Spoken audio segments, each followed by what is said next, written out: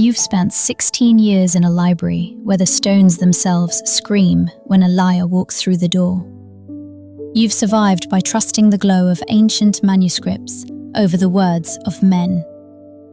But today, a scholar named Mira Aldrich has arrived, and the library is panicking. The stones say she is a deceiver, but your heart, that raw human sense you've tried so hard to quiet, says she is telling a truth so heavy it might break the world.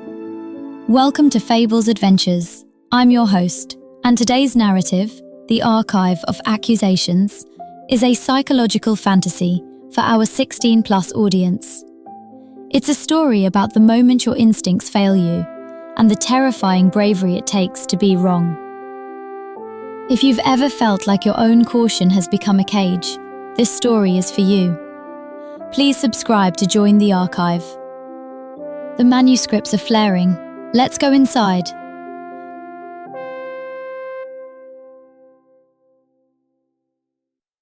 The glow. You're 3 hours into your shift when the scholar arrives, and already you know something's wrong because the stones tell you before your eyes do. It starts as a faint luminescence, not quite visible, more like the memory of light.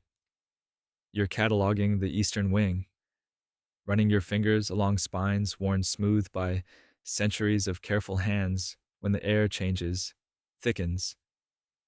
The manuscripts nearest the entrance begin to pulse with that sickly phosphorescence you've learned to dread. The old texts only glow like that when deception walks through the door.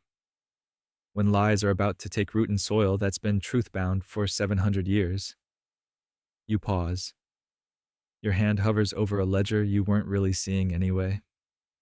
The scholar's footsteps echo up the stone stairs, deliberate, unhurried. That's the first thing you notice. Not the desperate scramble of someone searching for something they shouldn't want. Just walking. The way someone walks when they know exactly where they belong. When they appear in the archway, you feel it before you see them. That whisper-touch sensation that lives behind your sternum. The one that's kept you alive in forests where trust can kill you just as dead as a poison blade. It unfurls like smoke, reading the emotional currents, and here's where it gets complicated. The scholar is calm.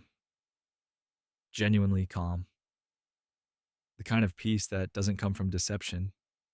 It comes from certainty, from knowing who you are. But the library is screaming. You must be Kael, the scholar says. She's older, silver-haired, carrying the particular exhaustion of someone who's been climbing toward high places their whole life. I'm Mira Aldrich. I've come about the Codex Veritatis. You don't move, not yet. The glow intensifies where she stands.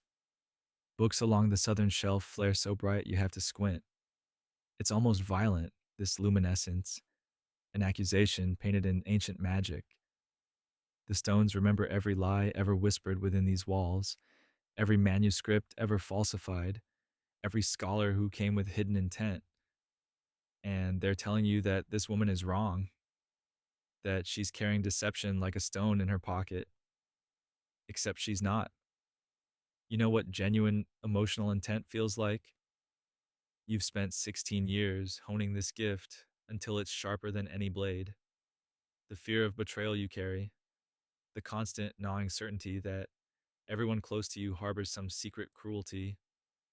That fear comes precisely because you've learned to read the subtle things, the catch in someone's breath, the micro-hesitation before a lie, the particular texture of malice when it's about to spill out. This woman has none of that. The Codex, you say finally, and your voice sounds strange in the echoing space, smaller than you intended. That's restricted. I know. She takes a step forward and the light blooms brighter, a warning that feels almost violent now. But I need to see it. And I think you're the one who needs to decide whether to let me. There it is. The crack. The moment where you have to choose, and you hate her a little for putting you here. You hate yourself more for knowing she's right. The forest taught you to trust silence, to listen for what isn't being said. In the quiet between breaths, you learn that most people are lying, not always in words, but in intention, in the gap between what they claim to want and what they actually need. You've built your life on that knowledge. You've built your caution on it. You've built your loneliness on it. But what happens when the stones lie?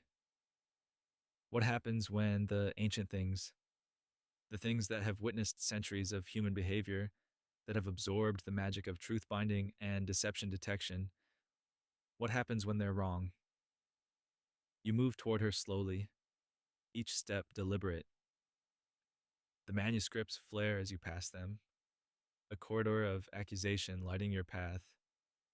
The glow is almost unbearable now, and you can taste metal, not from blood this time, but from the air itself, sharp and electric with wrongness. Tell me why the library rejects you, you say? Mira meets your eyes, and you feel it then, the full weight of her emotional current, laid bare. She's not trying to hide anything. She's opened herself completely to your perception, letting you read every layer, every intention. What you find there is grief, profound, ancient grief, and beneath it, determination. Because, she says quietly, I'm not here for the Codex Veritatis. Not really. The stones pulse brighter.